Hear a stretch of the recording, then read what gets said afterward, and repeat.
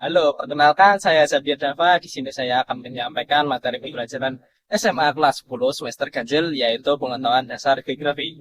Jadi, kalau mau tahu selengkapnya, mari saksikan videonya.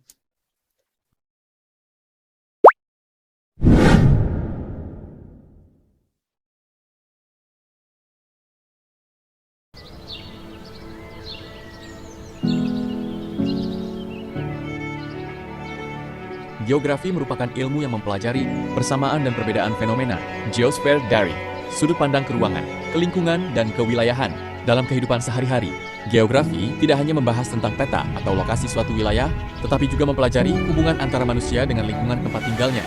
Geografi membantu manusia memahami berbagai fenomena alam maupun sosial yang terjadi di permukaan bumi. Menurut Eratosthenes, geografi berasal dari kata geo yang berarti bumi dan graphein yang berarti tulisan atau deskripsi. Dengan demikian, geografi dapat diartikan sebagai ilmu yang menggambarkan atau menjelaskan tentang bumi. Selain itu, para ahli lain seperti Paul Ritter dan Bintarto juga menjelaskan bahwa geografi mempelajari hubungan timbal balik antara manusia dengan lingkungan alamnya. Pembelajaran geografi sangat penting karena berkaitan langsung dengan kehidupan manusia. Dengan mempelajari geografi, peserta didik dapat memahami kondisi lingkungan sekitar, persebaran penduduk, pemanfaatan sumber daya alam, hingga berbagai permasalahan lingkungan seperti banjir, longsor, dan perubahan iklim. Adapun hakikatnya, hakikat geografi adalah mempelajari fenomena geosfer serta hubungan antara manusia dan lingkungannya dalam suatu ruang tertentu. Geografi memiliki ciri khas yang membedakannya dari ilmu lain, yaitu melihat fenomena berdasarkan lokasi, persebaran, hubungan antar wilayah, dan interaksi antar gejala. Dalam kajiannya, geografi tidak hanya mempelajari fenomena fisik seperti gunung, sungai, iklim, dan tanah, tetapi juga fenomena sosial seperti kependudukan, ekonomi, budaya, dan aktivitas manusia. Oleh karena itu, geografi disebut sebagai ilmu integratif karena menghubungkan berbagai aspek kehidupan. Hakikat geografi juga menekankan pentingnya menjaga keseimbangan lingkungan. Manusia sebagai makhluk hidup memiliki hubungan yang erat dengan alam. Jika manusia memanfaatkan alam secara berlebihan, maka akan muncul berbagai kerusakan lingkungan yang berdampak pada kehidupan. Selanjutnya ada ruang lingkup geografi. Jadi ruang lingkup geografi ini dibagi menjadi tiga, yaitu ada geografi fisik, geografi sosial, dan geografi regional. Geografi fisik merupakan salah satu ruang lingkup studi geografi yang dapat dimanfaatkan untuk mengkaji hal-hal yang berhubungan dengan lingkungan alam selain manusia. Nah, sementara itu, di dalam buku yang berjudul Geografi Sejarah Indonesia pada tahun 2017 disebutkan bahwa cabang ilmu geografi ini mempelajari gejala-gejala fisik yang terjadi di permukaan bumi. Nah, ada pun contoh gejala fisik yang dimaksud di sini adalah bentuk, kemudian iklim, dan gejala lain yang terjadi di atmosfer, antrosfer, hidrosfer, biosfer, pedosfer, dan litosfer. Nah, jadi seperti itu. Selanjutnya ada geografi sosial. Nah, di dalam ruang lingkup sosial pada geografi diartikan sebagai kajian yang meliputi perilaku manusia yang baik sebagai individu maupun kelompok masyarakat dan bagaimana dampaknya terhadap lingkungan. Nah, seperti yang kita tahu bahwa di setiap wilayah pasti memiliki keunikan sosial dan budayanya. Disinilah peran geografi sosial dibutuhkan. Nah, dengan adanya geografi sosial, peneliti bisa mengkaji tentang fenomena dinamika penduduk, persebaran penduduk, dan aktivitas ekonomi di suatu daerah. Nah, yang ketiga ada geografi regional. Nah, geografi regional ini merupakan cabang ilmu geografi yang berfokus pada topik terkait aspek fisik dan manusia pada suatu wilayah. Nah, harapannya, lewat cabang ilmu ini wilayah yang bersangkutan akan memahami potensinya dan bagaimana potensi tersebut dimanfaatkan agar wilayah yang dimaksud itu bisa berkembang. Nah, itulah tadi tinggal ruang lingkup geografi. Kemudian ada 5 unit materi yang geografi. Yang pertama, atmosfer atau lapisan udara. Kedua, biosfer atau lapisan air. Kemudian, litosfer atau lapisan batuan. Keempat, antroposfer atau manusia dengan segala aktivitasnya. Dan yang terakhir, biosfer atau dunia hewan dan tumbuhan. Selain objek material, ada juga objek formal geografi, yaitu cara pandang geografi dalam mengkaji suatu fenomena. Geografi melihat fenomena berdasarkan sudut pandang keruangan, lingkungan, dan kewilayahan. Pendekatan ini membuat geografi mampu menjelaskan hubungan antara fenomena alam dan aktivitas manusia dalam suatu wilayah. Lalu ada 4 prinsip geografi.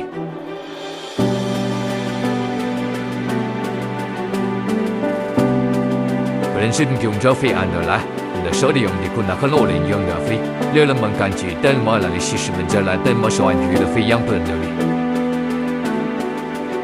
Terdapat 4 prinsip geografi yang pertama. Prinsip distribusi atau prinsip persemaian adalah prinsip yang menjelaskan mengenai persemaian fenomena di permukaan bumi, tidak merata yang meliputi bentang alam tumbuhan, hewan, dan manusia. Yang kedua, prinsip interrelasi atau prinsip keterkaitan adalah prinsip yang digunakan untuk menganalisis keterkaitan menjalan geografi yang satu dengan menjalan geografi yang lainnya di dalam suatu waktu. Dan ini ada 3 contoh prinsip interrelasi yang mungkin dapat kita mudah ketahui.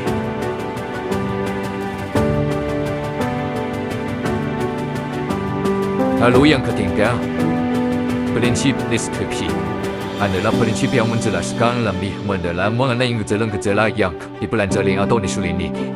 Prinsip deskripsi dapat juga dilengkapi dengan diagram grafik, tampilan gambar, dan peta. Dan yang keempat, prinsip kronologi adalah prinsip geografi yang mencobakan melihat persemaian dan hubungan sebab akibat dari fenomena yang terjadi dengan ketalian prinsip merupakan kebun dari ketiga prinsip sebelumnya. Kemudian ada aspek geografi yang pertama, aspek fisik.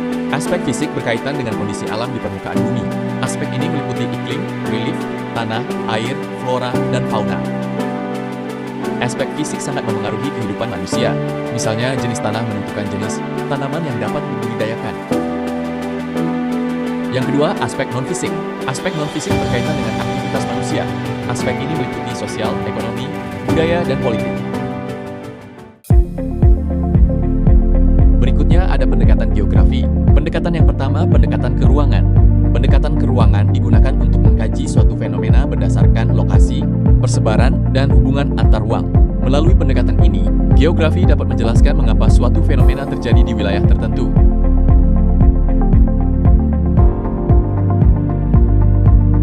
Yang kedua, pendekatan ke lingkungan. Pendekatan ke lingkungan mempelajari hubungan antara manusia dengan lingkungan alamnya. Pendekatan ini membantu memahami dampak aktivitas manusia terhadap lingkungan serta upaya menjaga kelestarian alam.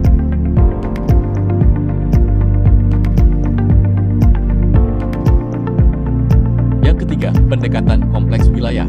Pendekatan kompleks wilayah menggabungkan pendekatan ke ruangan dan ke lingkungan untuk menganalisis suatu wilayah secara menyeluruh. Pendekatan ini digunakan untuk memahami perbedaan karakteristik antar wilayah serta interaksi yang terjadi di dalamnya. Selanjutnya ada 10 konsep pendesaran geografi. Konsep yang pertama adalah konsep lokasi. Lokasi dibedakan menjadi 2, yakni lokasi absolut dan lokasi relatif. Lokasi absolut berarti menentukan lokasi yang sudah pasti seperti lokasi suatu objek di permukaan bumi yang ditentukan dengan sistem koordinat garis lintang dan garis bujur. Sedangkan yang dimaksud lokasi relatif adalah konsep geografi yang memiliki sifat dinamis atau dalam ilmu geografi biasa disebut sebagai letak geografis yang biasanya dikaitkan dengan strategis atau tidaknya suatu tempat. Contoh, Indonesia terletak di antara 2 benua dan 2 samudera. Yang kedua, konsep jarak. Konsep jarak ini juga terbagi menjadi 2, yaitu jarak absolut dan jarak relatif. 3. Konsep morfologi. Konsep morfologi atau relief adalah perwujudan dari bentuk permukaan bumi yang mengakibatkan pengangkatan dan penurunan wilayah. Bisa diartikan dengan hubungan bentuk bumi dengan aktivitas manusia. 4. Konsep keterjangkauan. Konsep keterjangkauan bisa diartikan sebagai interaksi antara tempat yang bisa dicapai dengan berjalan kaki atau dengan transportasi. Hal ini bisa dikaitkan dengan kondisi medan menuju tempat tersebut, apakah mudah dijangkau atau tidak. 5. Konsep pola. Konsep pola menyebabkan susunan fenomena atau bentuk di muka bumi, baik yang sifatnya alami atau sosial budaya. Untuk fenomena alami merujuk pada alam, seperti pola aliran sungai. Sementara untuk fenomena sosial budaya merujuk pada manusianya, seperti tempat tinggal. 6. Konsep aglomerasi. Aglomerasi atau pemusatan adalah pengelompokan suatu peristiwa dan fenomena yang dikaitkan dengan aktivitas manusia. 7. Konsep nilai kegunaan. Konsep nilai kegunaan berkaitan dengan manfaat yang diberikan pada wilayah tertentu pada manusia. Konsep nilai kegunaan sifatnya relatif, artinya antar manusia akan menerima nilai guna yang berbeda-beda. 8. Konsep interaksi dan interdependensi. Konsep interaksi dan interdependensi berkaitan dengan kebutuhan masyarakat di wilayah tertentu terhadap wilayah lain. Hal ini karena setiap wilayah tidak akan bisa memenuhi semua kebutuhannya sendiri, sehingga tetap membutuhkan wilayah lain yang akan memunculkan adanya hubungan timbal balik. 9. Konsep diferensiasi area. Konsep diferensiasi area berkaitan dengan karakteristik yang khas di daerah tersebut yang tidak dimiliki daerah lain. Ciri khas tersebut bisa dimanfaatkan sebagai mata pencaharian penduduk. 10. Konsep keterkaitan ruangan. Konsep keterkaitan ruangan bisa diartikan sebagai konsep suatu wilayah yang dipengaruhi dengan wilayah lain. Artinya, konsep ini menggambarkan hubungan persebaran gejala geografi di tempat tersebut dengan gejala lainnya di tempat lain. Dan mempelajari geografi memberikan banyak manfaat dalam kehidupan sehari-hari. Geografi membantu manusia memahami lingkungan sekitar dan memanfaatkan sumber daya alam secara bijaksana. Selain itu, geografi juga membantu dalam perencanaan pembangunan, mitigasi bencana, pengelolaan lingkungan, serta pengembangan wilayah. Dengan memahami geografi, manusia dapat mengambil keputusan yang tepat dalam menjaga keseimbangan antara kebutuhan hidup dan kelestarian lingkungan. Geografi juga menumbuhkan rasa peduli terhadap alam dan lingkungan. Peserta didik diharapkan mampu menjaga bumi sebagai tempat tinggal bersama agar tetap lestari untuk generasi mendatang.